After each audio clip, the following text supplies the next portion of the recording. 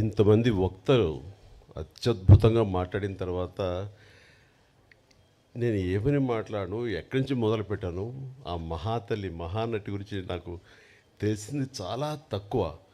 దాన్ని ఎట్లా నేను ఆవిష్కరించను అనే ఇందాక నుంచి మీమాంసలో ఉన్నాను. నిజంగా కూడా చాలా కష్టం. కానీ ఆవిడ గురించి మాటలు మాట్లాడే కంటే చేతల్లో ఇలా చూపించుకునే అదృష్టం నాకు లభించినందుకు దీనికి కారణమైనటువంటి ప్రతి ఒక్కరికి శిరస్సు వచ్చే హృదయపూర్వక నమస్కరిస్తున్నాను. బట్ ఆవిడతోటి నాకు అనుబంధం ఉంది అని చెప్పుకోవటం అన్నది నాకు చాలా సంతోషంగా గర్వంగా అనిపిస్తుంది. నేను పునాదిరాళ్ళు అనే సినిమా మొట్టమొదటగా చేస్తానని వాళ్ళకి చెప్పడం అన్నది అది కాకతాళీయం. ఎందుకంటే అప్పటికి నా ఫిల్మ్ ఇన్స్టిట్యూట్ కోర్స్ పూర్తి కాలేదు, చెయ్యకూడదు, అయినా సరే తప్పనిసరి పరిస్థితుల్లో వస్తాను అన్నాను. అది 1978 ఫిబ్రవరి మంత్, మార్చి రాబోతుందో. అక్కడ ఎవరు ఉంటారంటే అప్పట్లో ఆర్టిస్టులు ఎవరో కూడా నాకు తెలియదు. 4 కుర్రవాళ్ళు, నరసింహరాజు హీరోగా ఉంటాడు, నువ్వు అందులో 5లో ఒకడివి. అక్కడికి వెళ్ళిన తర్వాత నెమ్మదిగా ట్రైన్ ఎక్కి రాజమండ్రి వెళ్తుంటే షూటింగ్ సమయంలో నువ్వెవరితో యాక్ట్ చేస్తావో తెలుసా అన్నారు. తెలీదు. మహానటి సావిత్రి గారు ఉన్నారు, ఆవిడ కాంబినేషన్లో నటిస్తున్నావు అనేసరికి ఒక్కసారి ఒళ్ళు జలధరించింది. వాళ్ళు నాకు ఎందుకు చెప్పలేదో ఏమో నాకు తెలియదు, కానీ ఇది నిజం అన్నట్లుగా అవాక్య వింటే ఎస్. ఆవిడ రాజమండ్రి పంచవటి హోటల్ ఉండేది అప్పట్లో. ఆ పంచవటి హోటల్లో రూమ్లో సేద తీరుతున్నారు, రండి పరిచయం చేస్తామని నన్ను తీసుకువెళ్ళారు. ఆవిడని చూడగానే అసలు అవాక్కైపోయాను, నోట మాట రావట్లేదు. ఈవిడైనా ఎన్నాళ్ళు తెర మీద నేను మా నాన్నగారు అభిమానించేవాళ్ళం. ఆవిడ్ని ఎంతగానో అలా చూసేవాడిని, ఏమీ మాట్లాడలేదు. నీ పేరేంటి బాబు అని అంటే అది అన్నాను. ఎందుకంటే ప్రసాద్ నుంచి చిరంజీవిగా మారిన 1వ రోజో 2వ రోజు అది రాజమండ్రికి బయలుదేరడానికి దారిలో అనుకున్నాను ఆ పేరు ఇక మీద చెప్పాలని. చిరంజీవి అన్నాను. శుభం అని అన్నారు. రేపో ఎప్పుడో మనంతా కలిసి నటిస్తామని చెప్పారు. అయిన తర్వాత అక్కడ రాజమండ్రి షూటింగుల్లో వర్షం వచ్చింది. ఫిబ్రవరి మార్చిల్లో వర్షం ఏంటని మీరు అనుకోవచ్చు, అవి మ్యాంగో షవర్స్ అంటారు, మొన్న కూడా వచ్చింది అట్లా. అలాంటి అకాల వర్షం వచ్చింది.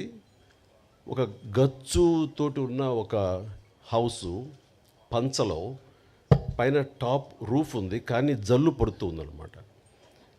అందులో నటించినటువంటి యాక్టర్లు అందరూ రోజారమణి, కవిత, సావిత్రమ్మ గారు, గోకెన్ రామారావు, కొంతమంది ఆర్టిస్టులు వీళ్ళందరూ ఉన్నారు, నరసింహరాజు వీళ్ళందరూ ఉండిన తర్వాత చాలాసేపు వర్షం అలా వస్తూనే ఉంది, ఎవరికి తోయట్లేదు.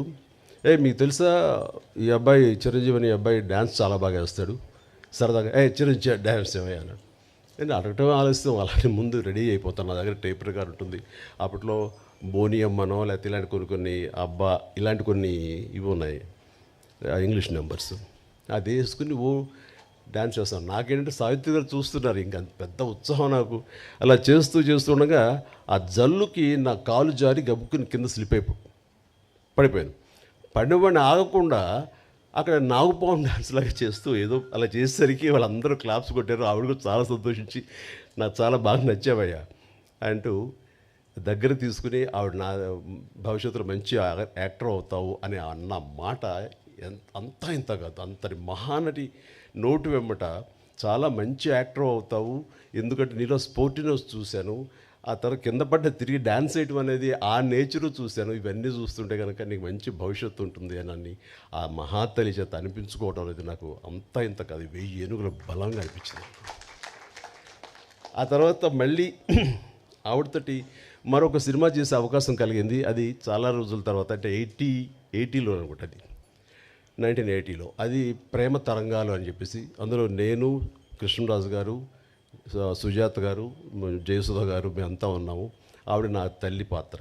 ఆ తల్లితోటి మళ్ళీ ఆవిడ బిడ్డగా యాక్ట్ చేసి నటించే అవకాశం నాకు కలిగింది. ఇట్లాగా ఆ తర్వాత మళ్ళీ నేను ఆవిడ చూసే అవకాశం కానీ ఆవిడతోటి నటించే అవకాశం కలగలేదు. ఆ తర్వాత మరి కాలం చెందారు. కానీ ఆవిడ సినిమాలు ఎప్పుడు చూస్తుంటాను, పాత పాటలు ఎప్పుడు ఇంట్లో పెట్టుకుంటుంటాను. ఏదైనా పాత పాట చూడాలంటే కనుక నాకు సావిత్రమ్మ గారు యాక్ట్ చేసినవి, ఆవిడ పాడినవి ఆ పాటలే చూస్తుంటాను. ఎంత సునిశ్చితమైనటువంటి ఎక్స్ప్రెషన్స్, ఎంత హావభావాలు, కేవలం కళ్ళతో మాత్రమే ఆవిడ చూపించేటువంటి గొప్ప నటి. ఇందాక మన గత వక్తలు అన్నట్లుగా ప్రపంచంలో మరి ఏ నటి లేరండి. ఆవిడే కళ్ళతోటి యాక్ట్ చేసేవాళ్ళు, కళ్ళతోనే ఆకట్టిన వాళ్ళు, కళ్ళతోటి హావభావాలు పలికించేటువంటి గొప్ప నటీమణి. మా నాన్నగారికి చాలా ఇష్టమైన నటీమణి సావిత్రి గారు. సో బహుశా నాకు నాన్నగారి నుంచే వచ్చిందేమో. నాన్నగారు ఆవిడ పాటలు అవి ఏదో కనిపిస్తున్నా, ఎప్పుడైనా చూపిస్తున్నా, మేము సినిమాలకు వెళ్ళినా సరే దాని ఇంటికి వచ్చిన తర్వాత విడమరి చెప్పేవాళ్ళు నాన్నగారికి నటన పట్ల మక్కువ కొద్దీ. సావిత్రి గారు ఎలా చేసేవాళ్ళు, అక్కడ చూడి అంత ఇదిగా ఉండేదో, ఆ కళ్ళ నుంచి బయటికి నీరు రాదు, కానీ ఆ కళ్ళలో ఆ కరుణ రసం ఎంత బాగుందో చూడని నాన్నగారు చెప్తుంటే, ఆ రకంగా నాన్నగారి నుంచి నాకు ఆవిడ మీద అభిమానం కానీ, వారి నటనను అలా చూడటం కానీ, దాన్ని ఆకలింపు చేసుకోవటం కానీ, ఆ రకంగా ఆవిడ మీద అభిమానం పెరగడానికి బహుశా అదే కారణం.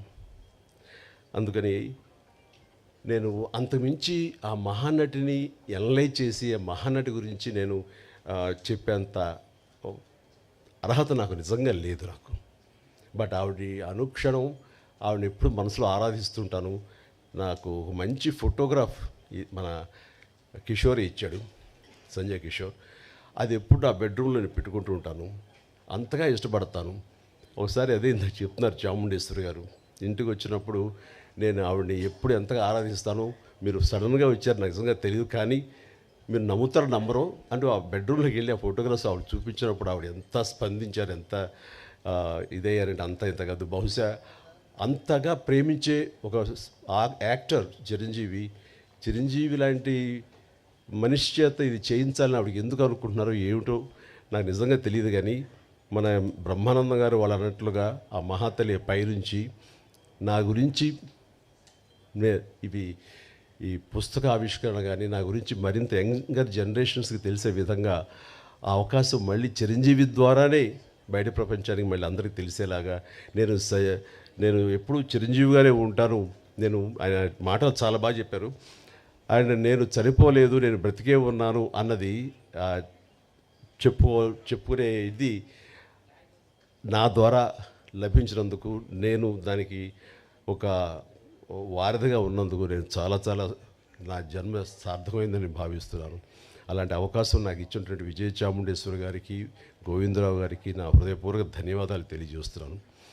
వారి ఇంటికి వచ్చినప్పుడు చాలా చిన్నగా చేసేద్దామండి, ఎందుకంటే అమ్మకి ప్రకృతి అనేది చాలా ఇష్టం. మీ ఇంట్లో ఎటు చూసి సరే పూల మొక్కలతో చాలా అందంగా ఉంది, ఇలాంటి చోట చేస్తే బాగుంటుంది, మీలాంటి మనసున్న మనుషులు చేస్తే సరిపోతుంది అనుకున్నప్పుడు, అంతటి గొప్ప నటీమణిని, అంతటి వ్యక్తిని ఒక చిన్న చోట చిన్నగా చేయటానికి నాకు అసలు మనస్కరించలేదు. అందుకని కొంచెం టైం తీసుకున్నా సరే ఇంతమందికి ఆవిడ గురించి చెప్పేలాగా అలాంటి ఆయా వక్తలు నేను ఇన్వైట్ చేసి వారి ద్వారా ఆవిడ గొప్ప ఔన్నత్యాన్ని తెలిసేలాగా నా వంతు ప్రయత్నం చేశాను. అందుకని ఇందులో నేను ఆవిడ గురించి ఏమని చెప్పగలను నేను చెప్పలేను. బట్ ఆవిడ గురించి ప్రేమ, నాకు ఒక తల్లి లాంటి ఆవిడ మీద నా ప్రేమ మనసులోనే పదిలంగా దాచుకుంటూ, ఆ మహాతల్లి నాకు తన కూతురైన చాముండేశ్వరి, నా సోదరైన చాముండేశ్వరి ద్వారా నాకు ఈ అవకాశం ఇచ్చిందని భావిస్తూ, ఇది నా జీవితానికి దక్కినటువంటి గొప్ప అమూల్యమైన అవకాశంగా నేను భావిస్తున్నాను.